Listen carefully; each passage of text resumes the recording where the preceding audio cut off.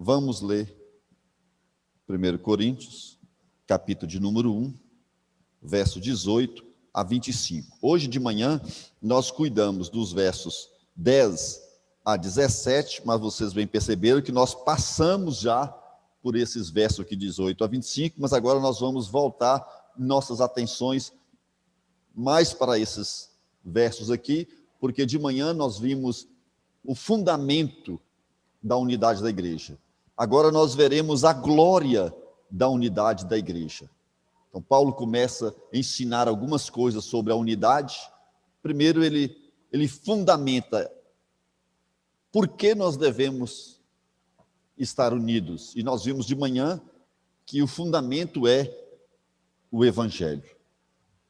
O primeiro assunto da carta de Paulo aos Coríntios foi o clamor para que houvesse unidade no meio daquela igreja, que eles tivessem um só pensamento.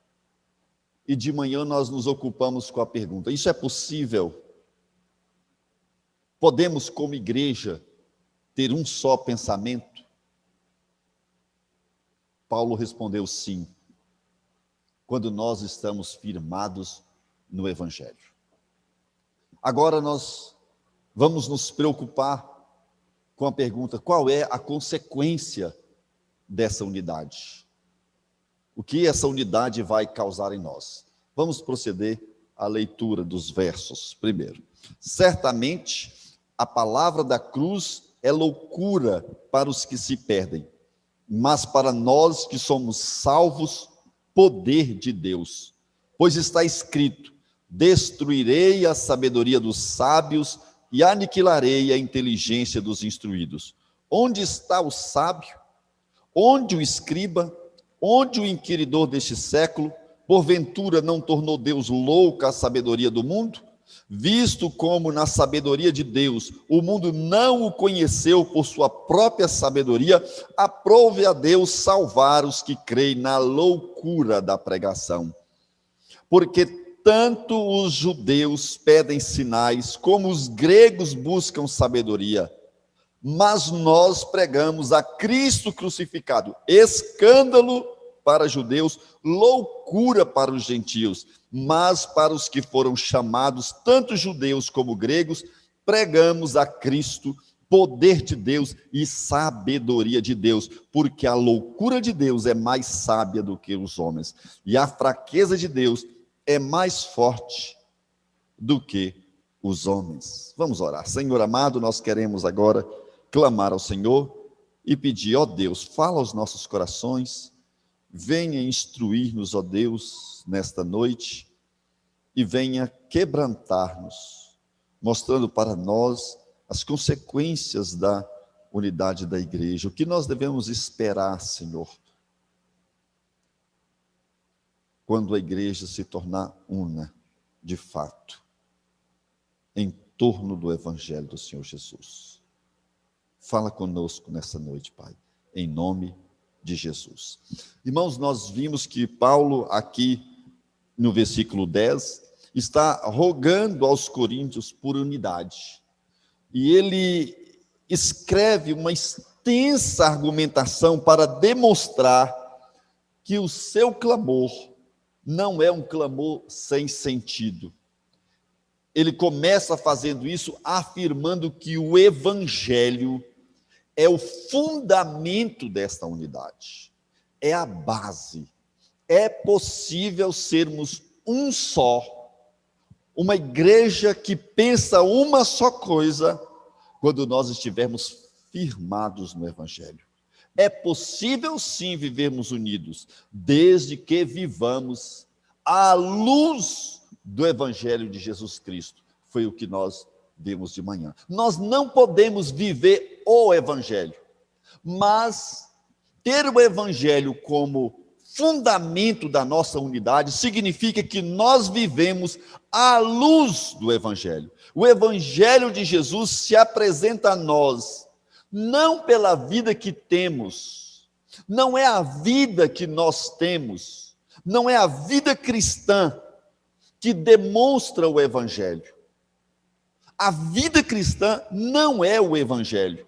Ninguém pode conhecer a Deus e a Jesus observando nossas vidas. Não é observando a vida do crente que alguém venha conhecer a Jesus. Ninguém pode falar do evangelho vivendo. É muito comum, não é? É muito comum nós ouvirmos isso. Que através do testemunho de vida, os crentes vão evangelizar. Irmãos, não é através do testemunho de vida que nós evangelizamos, porque o evangelho não é a vida cristã, o evangelho é a nossa pregação, é aquilo que aconteceu há 2000 anos atrás, há mais de 2000 anos atrás, o evento da cruz do Calvário. Quando nós vivemos à luz deste evento, à luz da morte de Cristo, à luz do evangelho que pregamos, nossa pregação então vai ser autenticada pelos exemplos e pela prática. O evangelho não pode ser vivido, mas à luz do evangelho nós vivemos a vontade de Deus revelada nas Escrituras. E se você obedece às Escrituras, se você obedece à vontade de Deus, se você vive como o Senhor deseja que você viva, longe do pecado e de todo o mal, então você está testificando com a sua vida que a sua pregação é verdadeira, que o evangelho que você prega é real, é vivo. Portanto, o crente precisa pregar o evangelho, e a pregação do evangelho, o evangelho crido, é a unidade, é a base da unidade da igreja. Nós somos unidos porque nós estamos unidos em torno desse evangelho que pregamos, em torno dessa pregação. Nos versos de 18 a 25 do capítulo 1, além de encontrarmos a estrutura do evangelho como fundamento da unidade da igreja, nós podemos perceber por que nós devemos nos gloriar no fato de que o evangelho é tudo que nos dirige a Deus. Porque a glória que temos através do evangelho é o resultado, é aquilo que o evangelho provoca em nós. O argumento de Paulo é que o mundo despreza o evangelho, mas nós devemos nos gloriar e nos agarrar nele. A consequência do fundamento da nossa unidade é que a glória do evangelho, a glória que o evangelho produz em nós, é o resultado da unidade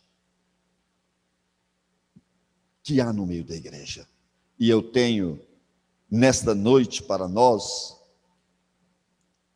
duas perguntas que são fundamentais na argumentação de Paulo, que mostra o evangelho como o resultado da unidade que há na vida da igreja. O evangelho, além de ser a base, é o resultado, a pregação, o evangelho de Jesus Cristo pregado. A primeira pergunta é: por que o mundo despreza o evangelho? Por que o mundo despreza o evangelho? O verso 18, Paulo diz assim, certamente a palavra da cruz é loucura para os que se perdem, mas para nós que somos salvos, poder de Deus. O evangelho para o mundo, para os que se perdem aqui, nas palavras de Paulo, é uma loucura. E por que o evangelho é uma loucura? Primeiro, irmãos, porque aqui neste verso não faz nenhum sentido para o coração humano falar em salvação. Para o mundo não há pecado. Para o mundo não há perdição. Tudo que há é o agora. A necessidade imediata que as pessoas têm. Tudo que há são seus sentimentos, suas vontades, seus desejos. Os que se perdem não podem ver além do que os seus olhos lhe mostram. Eles querem apenas satisfazer os desejos do seu coração. O ventre deles é o seu Deus. Tudo que o homem quer é satisfação. Tudo que importa é ser feliz. Você é feliz? Você é realizado? Isso te deixa feliz? Então tudo é possível. É assim que funciona a mente do homem sem Deus. É bom aquilo que te deixa feliz. É bom aquilo que alegra o seu coração. Então, qual o sentido de ser salvo? Qual o sentido de procurar estar na presença de Deus para resolver o problema da perdição? Por isso, o Evangelho é uma loucura. Segundo, verso 21 diz assim: como visto como na sabedoria de Deus o mundo não o conheceu por sua própria sabedoria, aprove a Deus salvar os que creem pela loucura da pregação. A sabedoria humana não pode alcançar o conhecimento de Deus. Isso significa afirmar, irmãos, que ninguém pode se achegar ao Deus verdadeiro através do raciocínio, através da razão. O raciocínio não pode levar alguém a conhecer a Deus. Pode, no máximo, levar a pessoa a concluir que a existência de Deus é um fato, mas não pode levar essa mesma pessoa a se aproximar desse Deus de forma pessoal. Somente a revelação de Deus pode aproximar você do Deus Criador. O homem pode saber, ter certeza da existência de um Deus. O homem pode ter necessidade de Deus. O homem pode ter anseio por Deus. Mas ele não pode se achegar ao verdadeiro Deus. A existência da idolatria é a prova disso. Aquela música que o pessoal cantou por muito tempo, se lembra? Eu quero é Deus, né? Você lembra que tem uma música assim? Cantava com euforia, eu quero é Deus. Esse anseio não é próprio apenas do coração do crente. Todos os homens têm este anseio. Eu quero Deus. Aquela música é legal. Eu preciso de Deus. Como eles não podem se achegar a Deus pelo raciocínio, pela inteligência, pela sabedoria humana, eles criam ídolos. Vamos sair esquinho aqui entre as páginas e a capa. Adoram ideias, adoram coisas, adoram posses, porque eles querem Deus, mas não conseguem enxergar a Deus. Por isso, a pregação é uma loucura para essas pessoas, porque elas não conseguem ver o Deus que o crente está vendo por meio da pregação, porque eles são cegos. Na linguagem paulina, eles estão mortos em seus delitos e pecados, e um morto não pode ver nada. Por isso, o evangelho, a pregação é uma loucura. Terceiro, verso 22 e 23. Porque tanto os judeus pedem sinais, como os gregos buscam sabedoria, mas nós pregamos a Cristo crucificado. Escândalo para os judeus, loucura para os gentios. Para os judeus, irmãos, o Cristo crucificado, que é todo o conteúdo do evangelho que nós cremos e que nos salva, é um motivo de vergonha. Os judeus pediam a Jesus que eles dessem um sinal poderoso para que eles pudessem crer que ele fosse o Messias. Olha aqui Mateus, abra comigo, Mateus, capítulo de número 12, versículo 38 a 40. Mateus 12, 38 a 40. Veja o que diz aqui. Mateus 12, 38 a 40. Então, alguns escribas e fariseus replicaram: Mestre, queremos ver de tua parte algum sinal. Ele, porém, respondeu: uma geração má e adúltera pede um sinal. Veja, quando eles pediram o sinal, Jesus os acusou de geração má e adúltera. E ele disse assim: mas nenhum sinal lhe será dado, senão o do profeta Jonas. Porque assim como esteve Jonas 3 dias e 3 noites no ventre do grande peixe, assim o Filho do Homem estará 3 dias e 3 noites no coração da terra. É óbvio aqui do que Jesus está falando, né?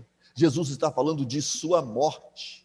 Este seria o sinal que seria dado a esses que estavam pedindo os sinais aos judeus. E aqui Paulo fala que esses judeus que pediam sinal, não estavam aceitando o sinal que lhes tinha sido dado, porque eles não conseguiam ver aquela morte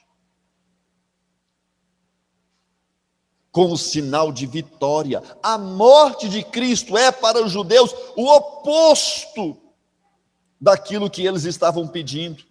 Ela não demonstrava imediata vitória.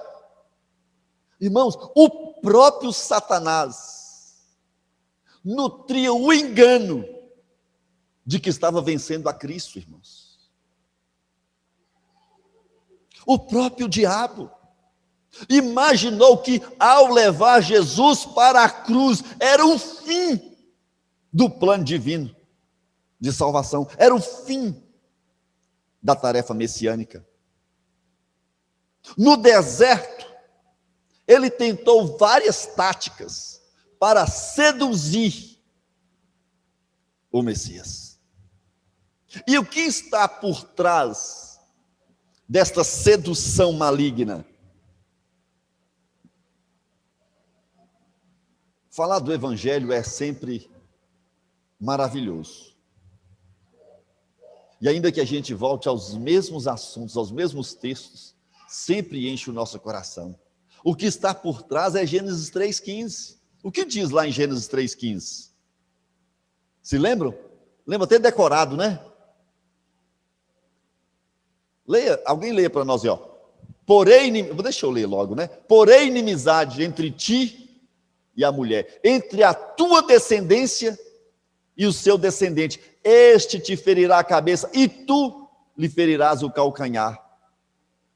Satanás se lembrava desta promessa, e ele sabia que o descendente viria para lhe ferir a cabeça. E ele tentou seduzir esse descendente, porque ele logo percebeu que o plano estava se cumprindo. E no deserto, ele nada conseguiu. Então ele planejou levar Jesus para a cruz. Mas ele não imaginava que na morte de Cristo estava decretada a sua própria morte. Ele não imaginava. Da mesma forma que o próprio Satanás nutria o engano de que estava vencendo a Cristo, o povo não conseguia ver naquela morte uma vitória. A própria igreja, irmãos, a própria igreja estava desolada e com o coração perturbado. o que gerou o consolo do Senhor em João 14:1. Se lembra do consolo do Senhor no discurso de despedida? João 14:1. Não se turbe o vosso coração. Abra lá, irmãos, João 14. Abra para a gente olhar um pouco os versículos anteriores. É tão importante esses versos de João. Por que Jesus está dizendo isto para a igreja? Não se turbe o vosso coração. Credes em Deus. Crede também em mim.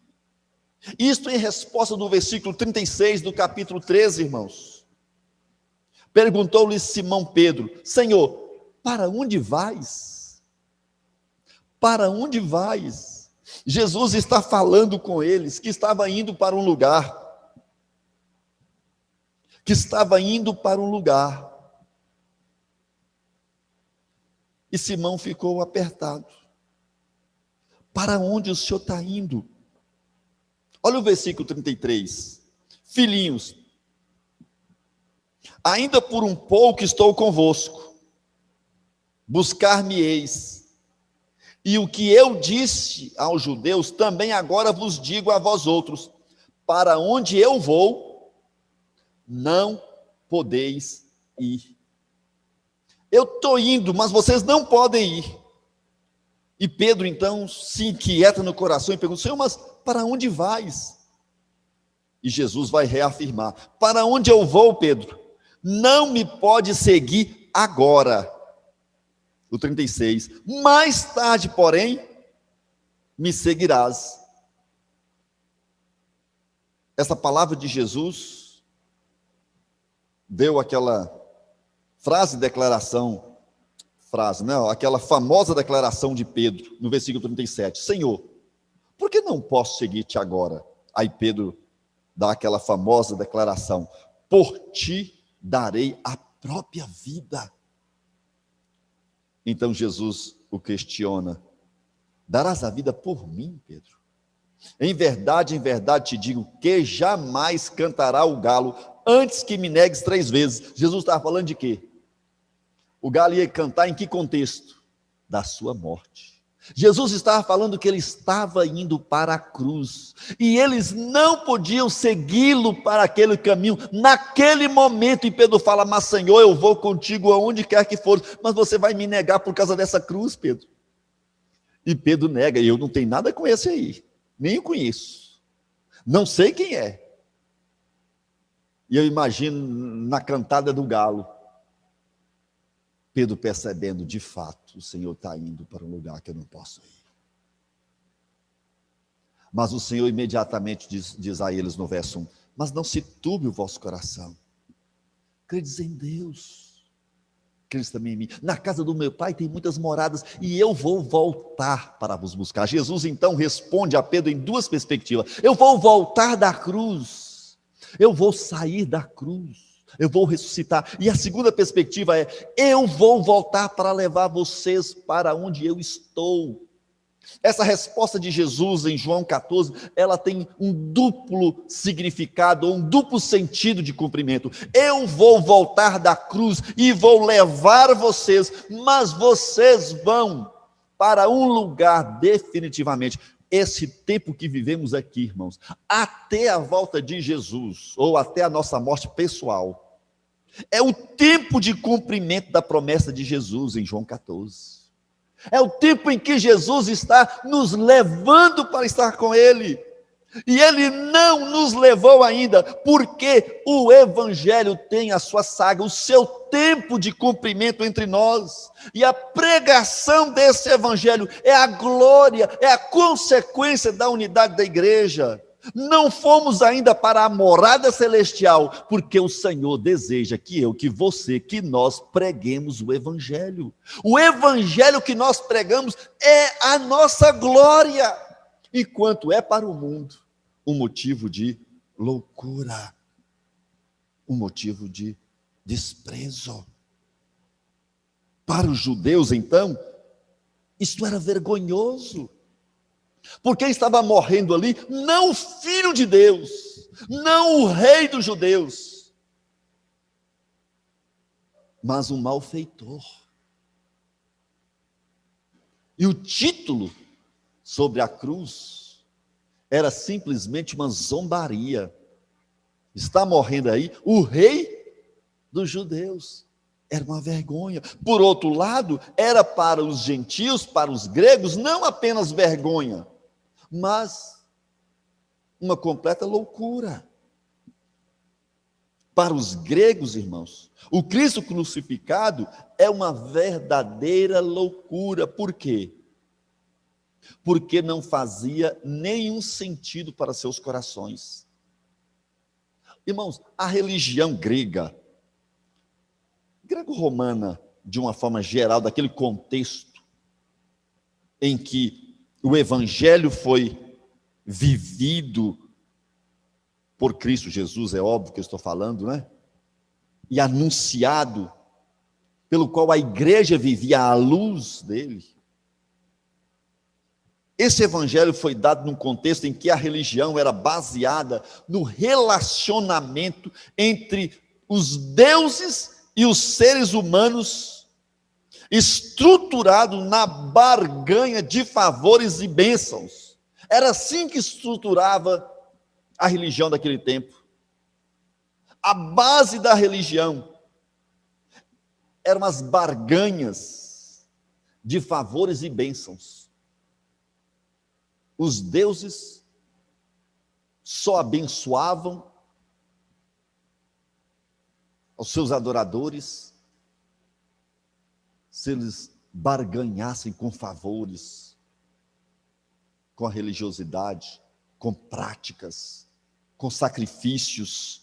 Não havia outra ideia na mente daquelas pessoas.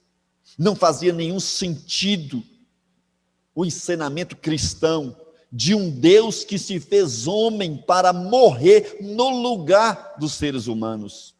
Essa relação íntima e baseada na doação amorosa de Deus estava fora da expectativa religiosa dos gregos.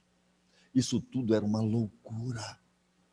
A religiosidade bíblica era tão louca que os gentios, os gregos e romanos, eles consideraram os cristãos como ateus, pois eles não criam nos deuses de seu tempo e postulavam uma fé completamente revolucionária para os padrões religiosos grego-romanos.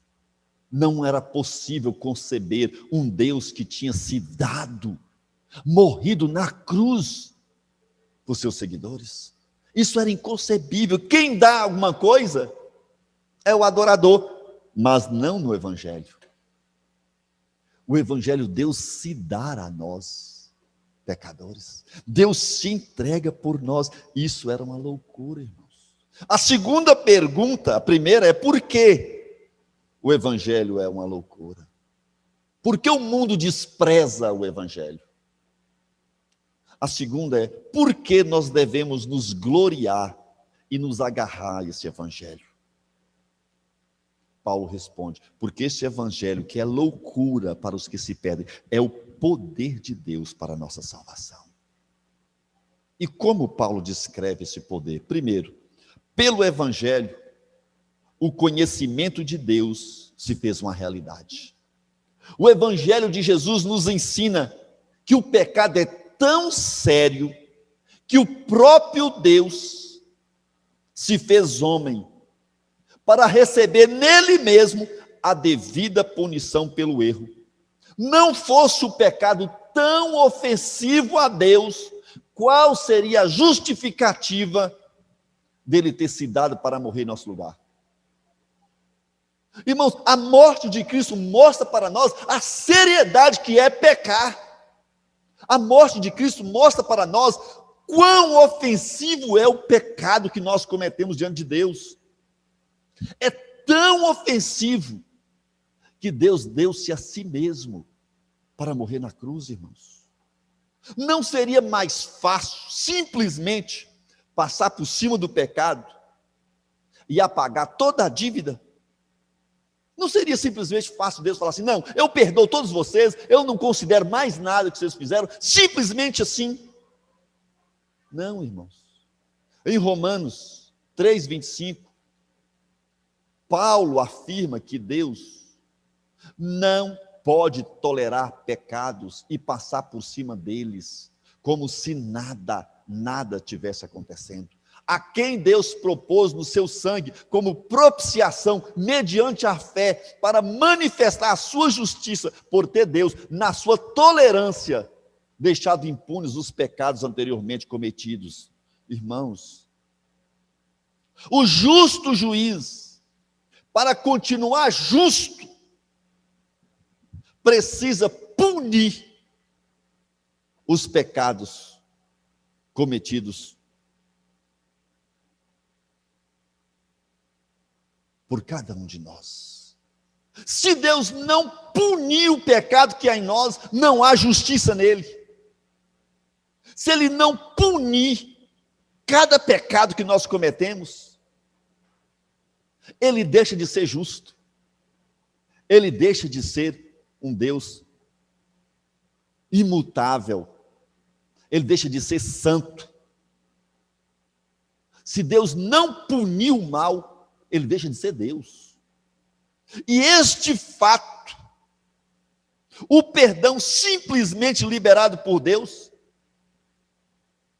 trazia legalidade a Satanás para agir como acusador, pelo fato de que o pecado rompia o pacto feito entre Deus e a humanidade.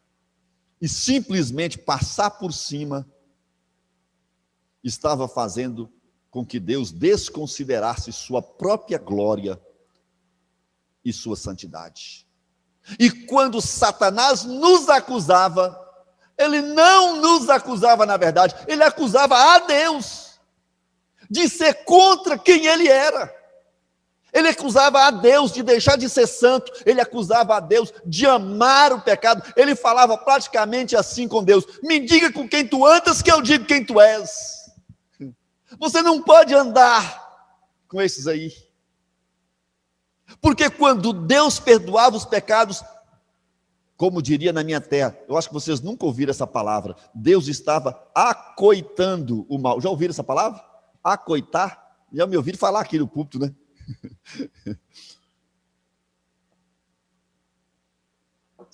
Em Almenara a gente usa muito essa palavra. Deus estava acoitando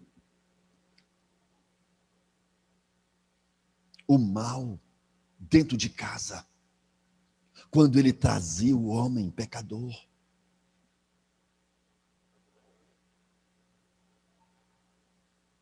O pecado não pode simplesmente manchar a glória de Deus, mas o perdão estava manchando a glória de Deus.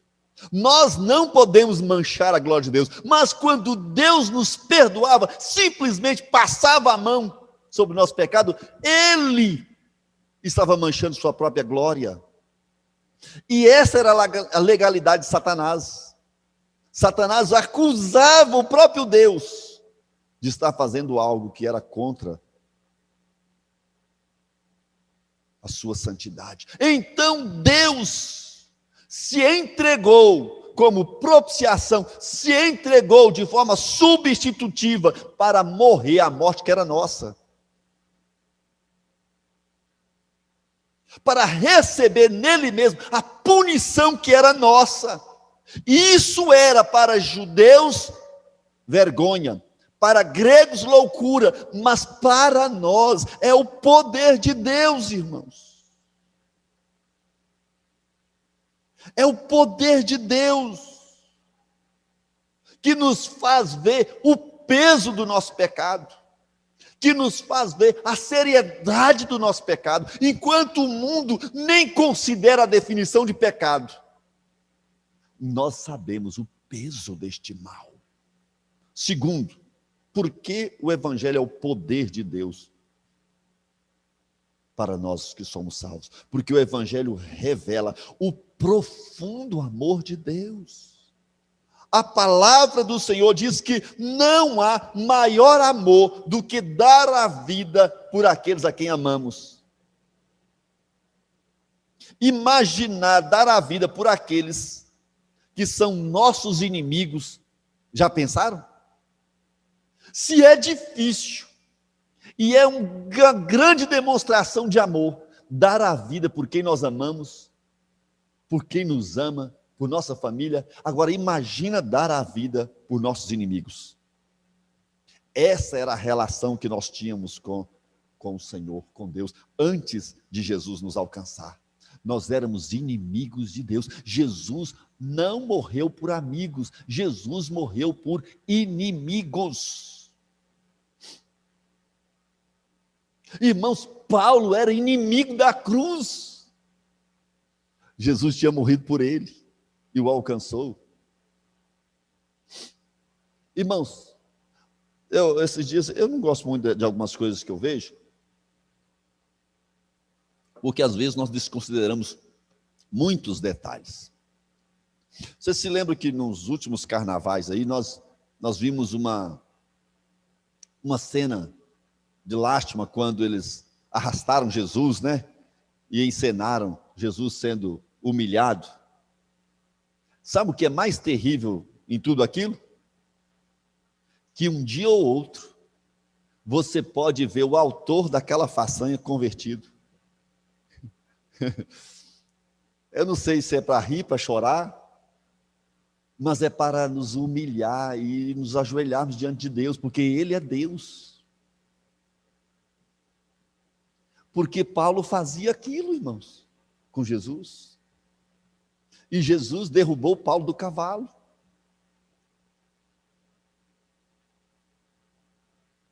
Literalmente, né? Pode ser, irmãos.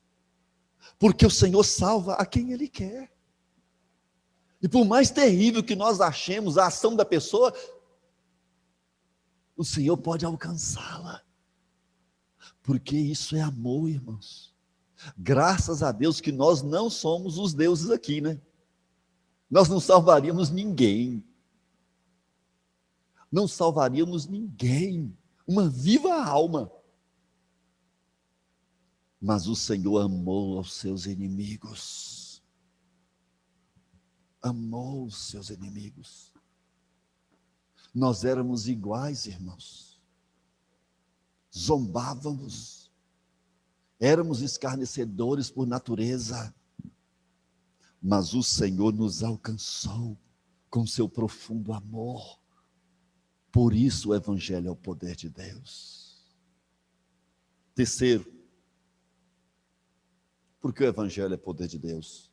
Porque age em nós de uma forma extraordinária. A salvação não acontece através de uma purificação religiosa, por meio de rituais e de exercícios diversos aqui na igreja. Não é porque você ora muito, não é porque você faz muito jejum, não é porque você dá o dízimo, não é porque você é bondoso, não é porque você parou de fumar, parou de se prostituir. Nada disso, irmãos.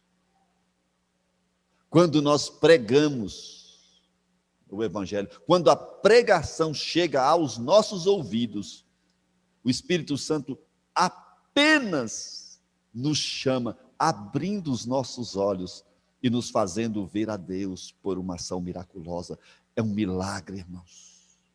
É um milagre poder contemplar a glória de Deus, e é a pregação que faz isso. Enquanto estou pregando acerca do Evangelho, acerca da morte de Cristo, o seu coração pode estar ardendo, sendo trabalhado pelo Espírito, para crer nisso. E se isso não está acontecendo, não é porque minhas palavras não têm poder, é simplesmente porque o Espírito não está fazendo, porque não são as palavras do pregador que são poderosas, mas o Evangelho em si mesmo é a morte de Cristo. E por último, irmãos, o Evangelho é o poder de Deus, porque ele nos une em um só pensamento. Ele muda nossas vidas e nos inclina para uma nova direção. Agora, nosso interesse é apenas um: fazer tudo para a glória de Deus. Quando você se encontrou com Jesus, a sua vida mudou. Se não mudou, deveria ter mudado. A sua direção mudou. Não vivemos mais uma vida em torno do nada, sem sentimento, uma vida vazia. Nós vivemos agora para honrar e glorificar a Deus. O Evangelho mudou a nossa vida por completo, nos deu uma nova direção, nos deu um novo sentido, nos deu uma nova razão de viver. E se você observar, ela mudou toda a sua agenda. Irmãos, o maior engano do crente é ele imaginar que a única agenda na sua vida que precisa mudar é a de domingo à noite. É um engano, irmãos. Toda a agenda do crente precisa ser mudada. Jesus veio rasgar a nossa agenda.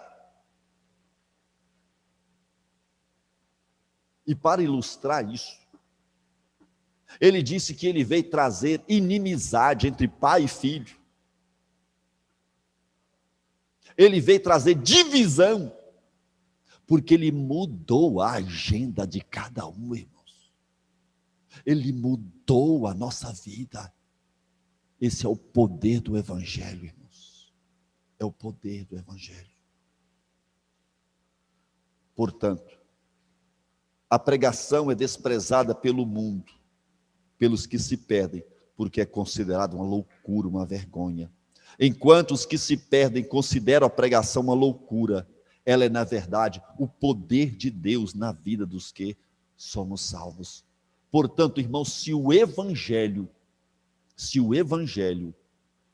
é a unidade, ou fundamento, da unidade da igreja, o próprio Evangelho é a consequência da unidade da igreja. Porque uma vez que estamos unidos no Evangelho de Cristo, quando vivemos essa unidade, aprendemos que a nossa função é propagar este Evangelho. E uma vez propagado, a palavra de Deus, que é loucura e vergonha para os que se perdem, torna-se o poder de Deus, porque transforma as nossas vidas. E é então a glória que temos a experimentar em nossos dias. Quando nós vivermos unidos, nós teremos um motivo de glória no coração, irmãos, porque o Evangelho será pregado e o poder de Deus se manifestará a partir de cada um de nós.